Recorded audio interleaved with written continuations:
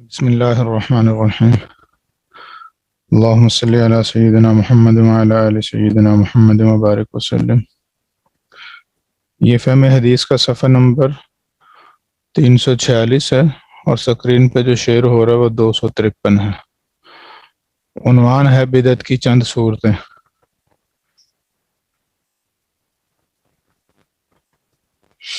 اس میں ہم کل یہ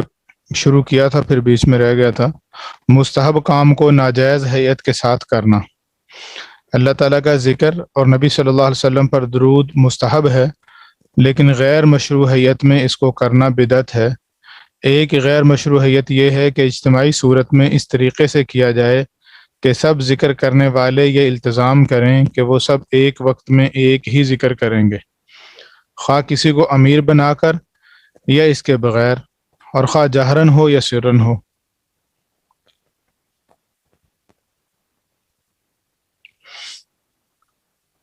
آگے حدیث مبارکہ ہے، کئی صحابہ کے شاگرد اور امام بخاری اور امام مسلم رحمہ اللہ کے راویوں میں سے سعید بن فیروز ابو البختری سے روایت ہے کہ ایک شخص نے حضرت عبداللہ بن مسعود رضی اللہ تعالیٰ عنہ کو خبر دی کہ کچھ لوگ مغرب کے بعد مسجد میں بیٹھتے ہیں، ان میں سے ایک شخص کہتا ہے اتنی مرتبہ تکبیر کہو یعنی اللہ اکبر کہو، اور اتنی مرتبہ تسبیح کہو یعنی سبحان اللہ کہو، اور اتنی مرتبہ تحمید کہو یعنی الحمدللہ کہو۔ عبداللہ بن مسعود رضی اللہ تعالیٰ عنہ نے پوچھا تو کیا وہ اس طرح کہتے ہیں؟ اس شخص نے جواب دیا جی ہاں۔ آپ نے فرمایا اچھا، جب تم ان کو ایسا کرتے دیکھو تو میرے پاس آ کر مجھ کو ان کی مجلس کی خبر دینا۔ کہتے ہیں کہ مسجد میں جب لوگوں کی مجلس ہونے لگی تو میں نے آ کر آپ کو ان کی مجلس کے انعقاد کی خبر دی۔ حضرت عبداللہ بن مسعود رضی اللہ تعالیٰ عنہ برنس ٹوپی والا لمبا کوٹ پہنے ہوئے ان لوگوں کے پاس آئے اور بیٹھ گئے، اور جب جو کچھ وہ کہہ رہے تھے اس کو سنا تو کھڑے ہو گئے،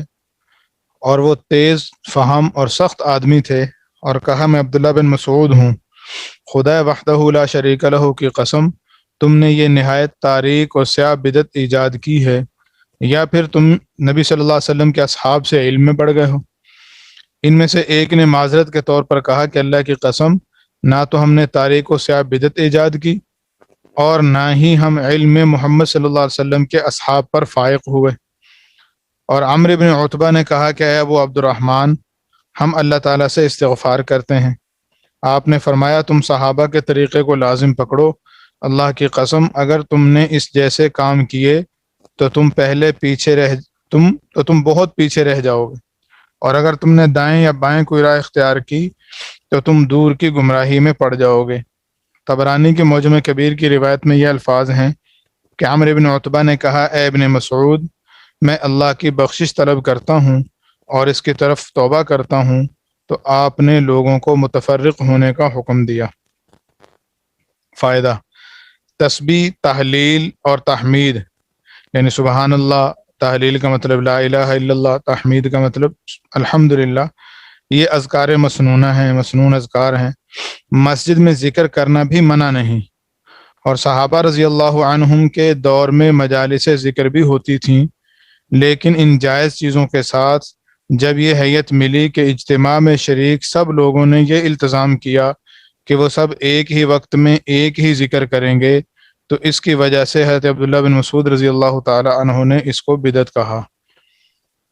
یعنی دو چیزیں گویا کہ ممنوع ہیں، ایک یہ ہے کہ ذکر کے لیے لوگوں کو اکٹھا کرنا، بلانا، اجتماع کرنا، جس کو تداعی کہتے ہیں، اور اس کی ایک صورت یہ بھی ہے کہ لوگوں کو باقاعدہ اس کے لیے جمع تو نہیں کیا، لوگ جمع تو خود ہیں، لیکن ان کو اکٹھا کر کے بٹھا کر ایک ہی وقت میں ایک ہی ذکر کرایا جا رہا ہو۔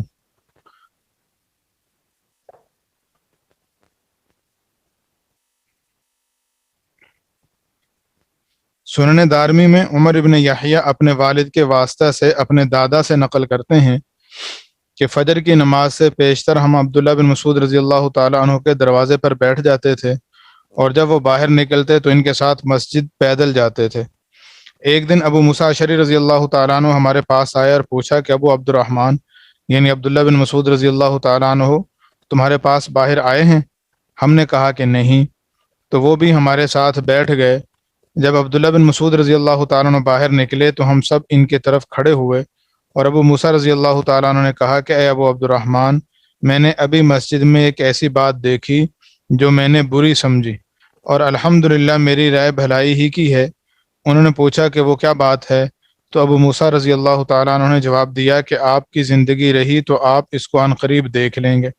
میں نے مسجد میں لوگوں کو نماز کے انتظار میں حلقے بنائے بیٹھے دیکھا، لوگوں کے پاس کنکریاں ہیں، اور ہر حلقے میں ایک شخص کہتا ہے 100 مرتبہ تکبیر کہو، تو لوگ 100 مرتبہ تکبیر کہتے ہیں، اور وہ کہتا ہے 100 مرتبہ لا الہ الا اللہ کہو، تو لوگ 100 مرتبہ یہ کلمہ کہتے ہیں، اور وہ شخص کہتا ہے 100 مرتبہ سبحان اللہ کہو، تو لوگ 100 مرتبہ یہ کلمہ کہتے ہیں۔ اس پر عبداللہ بن مسعود رضی اللہ تعالیٰ عنہ نے پوچھا، پھر آپ نے ان لوگوں کو کیا کہا؟ ابو موسیٰ رضی اللہ تعالیٰ عنہ نے جواب دیا کہ آپ کی رائے یا آپ کے حکم کے انتظار میں نے ان سے کچھ نہیں کہا۔ عبداللہ بن مسعود رضی اللہ تعالیٰ عنہ نے کہا کہ آپ نے ان سے یہ کیوں نہ کہا کہ وہ اپنے گناہ شمار کریں، اور آپ نے ان کو یہ ضمانت کیوں نہ دی کہ اس صورت میں ان کی کوئی نیکی ضائع نہ ہوگی؟ پھر عبداللہ بن مسعود رضی اللہ تعالیٰ عنہ چلے اور ہم آپ کے ساتھ چلے، یہاں تک کہ وہ ان حلقوں میں سے ایک حلقہ کے پاس آئے اور وہاں کھڑے ہوئے۔ پھر چونکہ وہ دل میں ذکر کر رہے تھے اس لیے ان سے پوچھا، میں تمہیں کیا کرتے دیکھ رہا ہوں؟ انہوں نے جواب دیا کہ کنکریاں ہیں جن پر تکبیر، تحلیل اور تسبیح کو شمار کر رہے ہیں۔ آپ نے فرمایا تم اپنے گناہوں کو شمار کرو، اور میں ضمانت دیتا ہوں کہ تمہاری کوئی نیکی ضائع نہ ہوگی۔ اے امت محمد، تم پر افسوس ہے کہ کتنی جلدی تمہاری بربادی ہے۔ تمہارے نبی کے یہ صحابہ کثیر تعداد میں موجود ہیں، اور آپ صلی اللہ علیہ وسلم کے کپڑے ابھی بوسیدہ نہیں ہوئے، اور آپ کے برتن ابھی ٹوٹے نہیں۔ قسم ہے اس ذات کی جس کے قبضہ میں میری جان ہے، یا تو تم ایسی ملت پر ہو جو محمد صلی اللہ علیہ وسلم کی ملت سے زیادہ ہدایت یافتہ ہے، اور یا تم لوگ گمراہی کا دروازہ کھولنے والے ہو۔ انہوں نے کہا، اے ابو عبد الرحمن، ہم نے تو فقط خیر کا ارادہ کیا ہے۔ آپ نے فرمایا، کتنے ہی خیر کا ارادہ کرنے والے ہیں جن کو خیر ہرگز حاصل نہیں ہوتی۔ رسول اللہ صلی اللہ علیہ وسلم نے ہم سے بیان کیا تھا کہ کچھ لوگ قرآن پڑھیں گے لیکن وہ ان کے حلق سے نیچے نہیں اترے گا، اور اللہ کی قسم میں نہیں جانتا، یعنی مجھے قطعی علم تو نہیں، البتہ فراست سے اندازہ کرتا ہوں کہ شاید ان کی اکثریت تم ہی لوگوں میں سے ہو۔ پھر آپ ان لوگوں کی طرف سے پھر گئے۔ عمرو بن سلمہ کہتے ہیں، ہم نے دیکھا کہ ان حلقوں کی اکثریت ایک گمراہ بدعتی فرقے یعنی خوارج کے ساتھ مل کر ہمارے خلاف جنگ نہروان میں لڑ رہی تھی۔ فائدہ، یہ واقعہ پہلے سے مختلف اور علیحدہ واقعہ ہے۔ پہلے واقعہ میں ذکر جاہری کیا جا رہا تھا، اور حضرت عبداللہ بن مسعود رضی اللہ تعالیٰ عنہ نے ان کو ذکر کرتے خود سنا، جبکہ اس واقعے میں ذکر سری تھا، اور حضرت عبداللہ بن مسعود رضی اللہ تعالیٰ نے حلقہ والوں سے پوچھا کہ تم کیا کر رہے ہو۔ علاوہ ازیں پہلے قصہ میں لوگوں نے توبہ اور استغفار کیا، جبکہ اس قصہ میں لوگوں نے آگے سے حجت بازی کی۔ نیز پہلے قصہ کا وقت مغرب کی نماز کے بعد کا ہے، جبکہ دوسرے قصے کا وقت فجر کی نماز سے پہلے کا ہے۔ تو بعض اوقات ایسے ہوتا ہے کہ کوئی بندہ کسی کو یعنی کوئی شیخ ہے وہ اپنے مرید کو کوئی ذکر سکھا رہا ہوتا کہ یہ ذکر یوں کرنا ہے، اس موقع پر اس کو بتایا کہ یوں پڑھو، اتنا جہر کرو، تو اس کی تو اجازت ہے، وہ تو تعلیم کے لیے ہے۔ تعلیم سے ہٹ کر ویسے اگر عبادت کے طور پر جیسے ہم ثواب کے طور پر ذکر کرتے ہیں تو اس کے لیے اکٹھے ہو کے ذکر کرنا، اس کے لیے مجلس قائم کرنا، یہ ٹھیک نہیں ہے۔ صحابہ نے یہ بدعات دیکھ کر نہی عن المنکر کا اپنا فرض پورا کیا۔ اپنی طرف سے کسی مطلق کو مقید اور مقید کو مطلق کرنا، یعنی جو عمل کسی وقت کے ساتھ مخصوص نہ ہو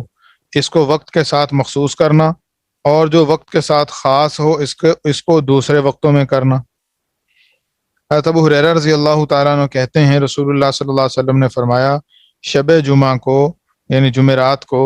دوسری راتوں سے نفلی نماز اور قیام کے لیے خاص نہ کرو، اور جمعہ کے دن کو دوسرے دنوں سے نفلی روزے کے لیے خاص نہ کرو،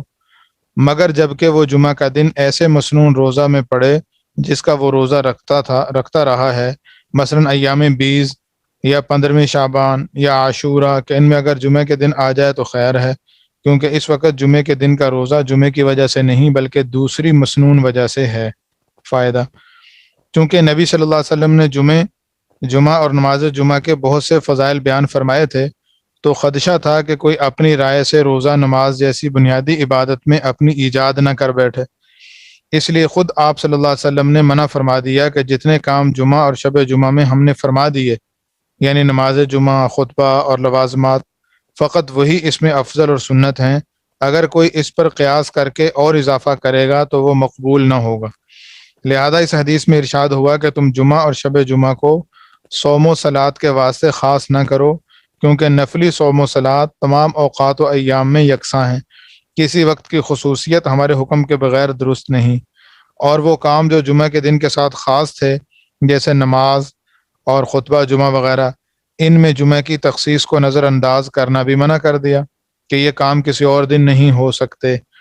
تو یہ تھا کہ اس دن کی کوئی فضیلت سمجھ کے یہ کہے کہ اس دن میں روزہ رکھنے کی بھی کوئی خاص فضیلت ہے، تو خاص فضیلت سمجھے بغیر اگر محض اس وجہ سے کوئی جمعے کا روزہ رکھتا ہے کہ جمعے والے دن مثلا چھٹی ہے، مدرسے میں چھٹی ہے تو جانا نہیں ہے، کلاس نہیں ہے، سبق نہیں ہے، تو چلو روزہ رکھ لیتے ہیں، تو اس میں کوئی حرج کی بات نہیں۔ لیکن کوئی خاص فضیلت سمجھ کر کسی دن کی فضیلت طے کر دینا بغیر شریعت کے، یہ ٹھیک نہیں ہے۔ حضرت عبداللہ بن عمر رضی اللہ تعالیٰ عنہما نے فرمایا، پیر اور جمعرات کے روزہ ہے وہ بھی کرنا چاہیے کہ وہ بھی نہیں کرنا چاہیے؟ پیر اور جمعرات کا روزہ تو حدیث سے ثابت ہے نا کہ حضور علیہ الصلوۃ والسلام پیر اور جمعرات کا روزہ رکھتے تھے، اور اس میں یہ بھی بیان فرمایا کہ پیر اور جمعرات کو اعمال اللہ کے حضور پیش ہوتے ہیں۔ آپ نے فرمایا میں اس وجہ سے روزہ رکھتا ہوں، تو وہ تو چونکہ احادیث سے ثابت ہیں، جو چیز ثابت نہیں ہے اس کی فضیلت اپنے پاس سے سمجھ لی جائے، یہ منع ہے۔ حضرت عبداللہ بن عمر رضی اللہ تعالیٰ عنہ نے فرمایا، تمہارا دعا میں سر تک یا سر سے اونچے ہاتھ اٹھانا بدعت ہے۔ رسول اللہ صلی اللہ علیہ وسلم نے اس سے یعنی سینہ سے اوپر ہاتھ نہیں اٹھائے، یعنی حضور علیہ السلام کی دعا کے آداب میں سے ہاتھ اٹھانا ہے، اور ہاتھ سینے کے برابر اٹھائے جائیں۔ دعا میں ہاتھ اوپر اٹھا لینا وہ ٹھیک نہیں ہے۔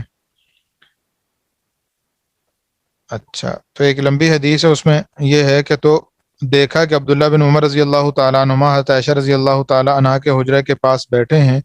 اور کچھ لوگ مسجد میں چاشت کی نماز پڑھ رہے ہیں۔ ہم نے حضرت عبداللہ بن عمر رضی اللہ تعالیٰ عنہ سے ان لوگوں کی نماز کے بارے میں پوچھا تو انہوں نے جواب دیا کہ چاشت کی نماز اگرچہ اصل سے جائز ہے،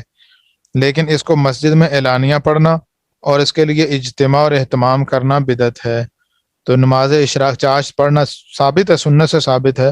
لیکن لوگ اس طرح کر رہے تھے، لوگوں کو اکٹھا کر کے لا رہے تھے کہ جی جہاں اکٹھی اجتماعی نماز پڑھے، اس کو فرمایا کہ یہ بھی بدعت بن گئی، کیونکہ حضور سے جس طرح جو عبادت جیسے کی ہے اس کو ویسے ہی کیا جائے۔ تو نفل نماز کی جماعت کرانا، بڑی جماعت، چھوٹی جماعت 1 2 3 تک کی تو جائز ہے، لیکن بڑی جماعت نفل کی کرانا یہ ٹھیک نہیں ہے۔ کسی شرعی دلیل کے بغیر کسی موقع کے لیے کوئی ذکر ایجاد کرنا یا اس میں تبدیلی کرنا۔ نافع رحمۃ اللہ علیہ سے روایت ہے، ایک شخص نے حضرت عبداللہ بن عمر رضی اللہ تعالیٰ عنہ کے پہلو میں چھینک ماری، یعنی پاس بیٹھے تھے تو چھینکے اور کہا الحمدللہ والسلام علی رسول اللہ۔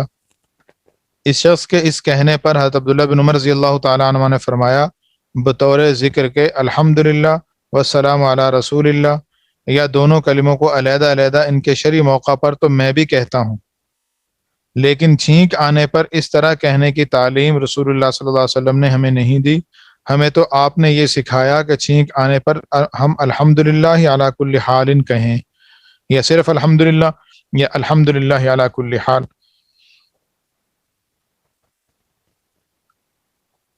ہلال بن یساف رحمۃ اللہ علیہ کہتے ہیں کہ ہم حضرت سالم بن عبید رضی اللہ تعالیٰ عنہ کے پاس بیٹھے ہوئے تھے کہ موجود لوگوں میں سے ایک کو چھینک آئی اور اس پر اس نے السلام علیکم کہا۔ سالم رضی اللہ عنہ نے جواب میں اس کو کہا علیکا وعلی امی کا، یعنی تجھ پر بھی اور تیری ماں پر بھی۔ اس شخص نے اپنی ماں کے اس طرح سے ذکر پر اپنے دل میں غصہ کیا تو انہوں نے فرمایا بھائی میں نے تمہیں صرف وہی بات کہی ہے جو رسول اللہ صلی اللہ علیہ وسلم نے اس شخص کو کہی تھی، جس کو رسول اللہ صلی اللہ علیہ وسلم کی مجلس میں چھینک آئی تو اس نے السلام علیکم کہا، تو نبی صلی اللہ علیہ وسلم نے اس کو جواب میں فرمایا علیکا وعلی امی کا، اور پھر تعلیم فرمائی کہ جب تم میں سے کسی کو چھینک آئے تو وہ الحمدللہ رب العالمین کہے۔ الحمدللہ، الحمدللہ رب العالمین، الحمدللہ علی کل حال، یہ الفاظ یعنی الحمدللہ کے الفاظ ہونے چاہیے، بلا شرعی ضرورت کے کوئی عمل کرنا۔ مجاہد رحمۃ اللہ علیہ کہتے ہیں میں حضرت عبداللہ بن عمر رضی اللہ تعالیٰ عنہما کے ساتھ ایک مسجد میں داخل ہوا، اس مسجد میں اذان ہو چکی تھی اور ہمارا ارادہ اسی مسجد میں نماز پڑھنے کا تھا، اتنے میں مؤذن نے تصویب شروع کر دی، یعنی اپنے لفظوں میں بلند آواز سے لوگوں کو پکارنا شروع کیا۔ چونکہ اس دور میں اس وقت کی تصویب نبی صلی اللہ علیہ وسلم سے منقول نہ تھی اور تھی بھی بلا ضرورت، کیونکہ اس دور میں نماز کے معاملہ میں لوگ مستعد تھے اور اذان سنتے ہی مسجد میں حاضر ہونے کی فکر کرتے تھے، اس لیے بدعت تھی۔ لہذا حضرت عبداللہ بن عمر رضی اللہ تعالیٰ عنہ نے فرمایا ہمیں اس بدعتی کے پاس سے لے چلو، اور انہوں نے اس مسجد میں نماز نہیں پڑھی۔ بدعتی فرقوں کے بارے میں سختی۔ حضرت عبداللہ بن عباس رضی اللہ تعالیٰ عنہ کہتے ہیں رسول اللہ صلی اللہ علیہ وسلم نے فرمایا میری امت میں سے دو قسم کے لوگ ایسے ہیں جن کے لیے اسلام میں کچھ قابل ذکر حصہ نہیں ہے، ان کا ایمان تو ہے لیکن بڑی گمراہی کا ملاوٹ شدہ۔ ایک مرجئہ جو کہتے ہیں کہ اعمال کیسے ہی برے کر لو ان کی وجہ سے آخرت کے انجام پر کچھ اثر نہ پڑے گا، اور دوسرے قدریہ جو تقدیر کا انکار کرتے ہیں اور کہتے ہیں کہ بندوں کے افعال محض بندوں کی قدرت سے پیدا ہوتے ہیں، اللہ تعالیٰ کی قدرت اور ارادے سے نہیں۔ تو یہ فرمایا کہ یہ دو فرقے ایسے ہیں جن کا اسلام میں کوئی خاص حصہ نہیں۔ حضرت عمر رضی اللہ تعالیٰ عنہ کہتے ہیں رسول اللہ صلی اللہ علیہ وسلم نے فرمایا تقدیر کے منکرین کے ساتھ اٹھنا بیٹھنا نہ کرو اور نہ ہی ان کے ساتھ گفتگو کرو۔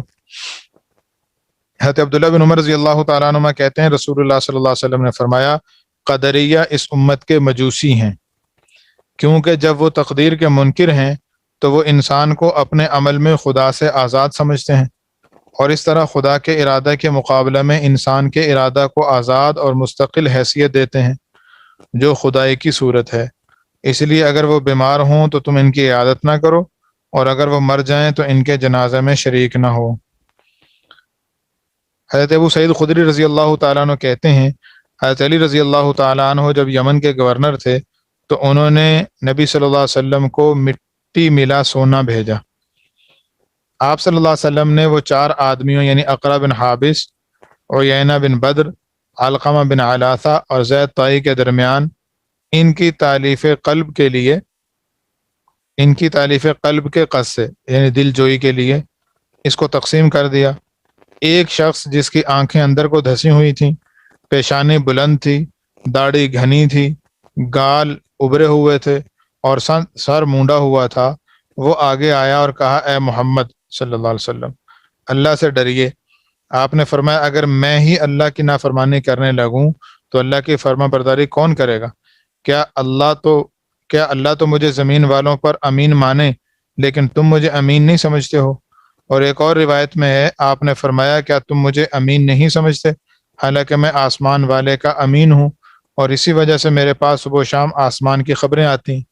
اس پر موجود لوگوں میں سے ایک شخص نے جو میرے خیال میں خالد بن ولید تھے رسول اللہ صلی اللہ علیہ وسلم سے اس اعتراض کرنے والے کو قتل کرنے کی اجازت مانگی، لیکن آپ نے ان کو منع کر دیا، کیونکہ اگرچہ اس نے بدنیتی سے ایسا کہا تھا لیکن الفاظ میں بظاہر کوئی عیب نہ تھا۔ جب وہ شخص مڑ گیا تو آپ صلی اللہ علیہ وسلم نے فرمایا اس شخص کی نسل میں سے ایک ایسی قوم ہوگی جو قرآن پڑھے گی لیکن قرآن کا اثر ان کے حلق سے نیچے دل میں نہیں اترے گا، اور وہ اسلام سے ایسے صاف اور غیر متاثر ہو کر نکل جائیں گے جیسے تیر شکار میں سے ہو کر نکل جاتا ہے۔ وہ اہل اسلام کو تو قتل کرنے پر جرأت کریں گے اور بت پرستوں سے تعرض نہ کریں گے۔ اگر میں نے اپنے زمانے میں ان کو پایا تو میں ان کو ضرور قتل کروں گا اور ان کا انجام قوم عاد کی طرح کر دوں گا۔ فائدہ: جس قوم کے بارے میں نبی صلی اللہ علیہ وسلم نے پیش گوئی فرمائی تھی یہ اس وقت ظاہر ہوئی جب حضرت علی رضی اللہ تعالیٰ عنہ اور حضرت معاویہ رضی اللہ تعالیٰ عنہ کے مابین جنگ صفین میں قرآن کے مطابق فیصلہ کرانا طے ہوا اور دونوں طرف سے حکم مقرر ہوئے۔ جب ان کا فیصلہ سامنے آیا تو یہ لوگ جو حضرت علی رضی اللہ تعالیٰ عنہ کی فوج میں تھے حضرت علی رضی اللہ تعالیٰ عنہ کے مخالف ہو گئے اور کہا کہ حکم دینا تو اللہ کا کام ہے، انسانوں نے حکم بن کر کیسے فیصلہ دے دیا۔ اس طرح تو حضرت علی رضی اللہ تعالیٰ نے گناہ کبیرہ کا ارتکاب کیا اور ایسا کرنے والا کافر ہوتا ہے، لہذا حضرت علی رضی اللہ تعالیٰ عنہ تجدید ایمان کریں۔ حضرت علی رضی اللہ تعالیٰ عنہ خلیفہ راشد تھے، اور رسول اللہ صلی اللہ علیہ وسلم کا ارشاد ہے کہ خلفاء راشدین مہدیین کے طریقے کو لازم پکڑو، لیکن انہوں نے حضرت علی رضی اللہ تعالیٰ عنہ کی مخالفت کی اور آپ کی فوج سے علیحدہ ہو گئے، یہ لوگ خارجی کہلائے، اور چونکہ مقام حرورہ میں ان کا اجتماع ہوا تھا اس لیے ان کو حروری بھی کہتے ہیں۔ جب ان لوگوں نے مسلمانوں کے جان و مال پر دست درازی شروع کی